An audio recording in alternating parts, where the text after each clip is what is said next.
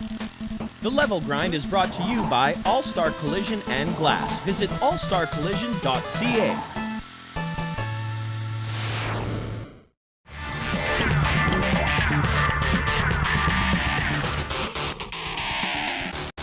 Welcome to Level Grind. I'm Tyler from Two Hit Combo, and this is our review for LA Noire for the PS3 and the Xbox 360.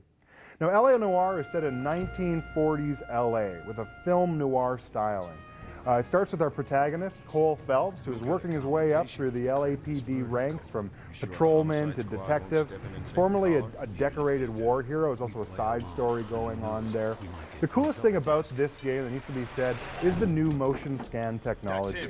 Now, what this really did was take actual actors, some of which you will recognize while playing the game, put them in a special room with 32 cameras set up all around them. This allowed the actors to say their lines and do the acting, but for it to really track specifically what they were doing with their face. The face is a really important thing in this game because a lot of times you're trying to figure out if someone's lying to you. So eye movements, not making eye contact, fidgeting, lots of other things that you can look for which can help you to decide, is this person I'm talking to telling the truth? Or do I doubt them, or have I caught them in an outright lie? If you think they're lying, you better be prepared to have a specific piece of evidence that points this, hey, you're lying to me right now.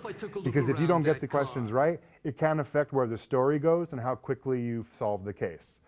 Not entirely, you're still going to be able to go through no matter what happens. They'll sort of grab you by the arm and say, hey, listen, here's the real deal. Even if you answered all the questions wrong, which I think is fair because it can be difficult to prove exactly where someone's lying, and even if you have the right piece of evidence or not to match it up with that. But it's a lot of fun. A lot like Heavy Rain in that way, but with Heavy Rain there was definitely some more differences that would happen where my gameplay experience could be dramatically different from yours based on what happened. Less so with this, but I love the way games are going with this new choose your own adventure style.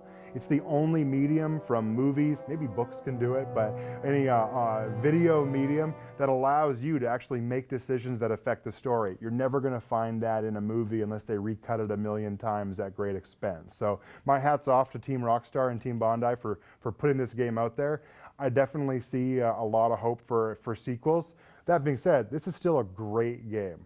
I recommend it for sale if you're unable to play it over a weekend. If you think you can bust out 15 to 25 hours of the gameplay over the course of a weekend, you might be able to get away with renting it, but definitely a fun game to play and definitely one to watch as well. I watched my wife play a little bit of it and it was definitely interesting seeing where she thought someone was lying and she was totally wrong. Let's check it out. Keep lying to me and I'll have you charged and in front of a grand jury before your feet touch the ground. The game blends investigative opportunities where you're looking for clues and you're checking out drawers and checking people's pockets and mixes it with an adventure game where all of a sudden someone's running or driving away and it's a car chase and you've got to chase someone down. And it's not like Grand Theft Auto. You're a police officer. You can't go around shooting people. Heck, you can lose points on a case for driving erratically. So it really is all about being on the straight and narrow from there. Luckily, you can request your partner drive everywhere, which is what I did because I don't really like driving sometimes. So it's nice to let someone else do it, especially when you're playing that game. So yeah, overall, I say pick this game up. Definitely worth playing, and I had a lot of fun with it. Thanks for watching Level Grind. I'm Tyler, and you just leveled up.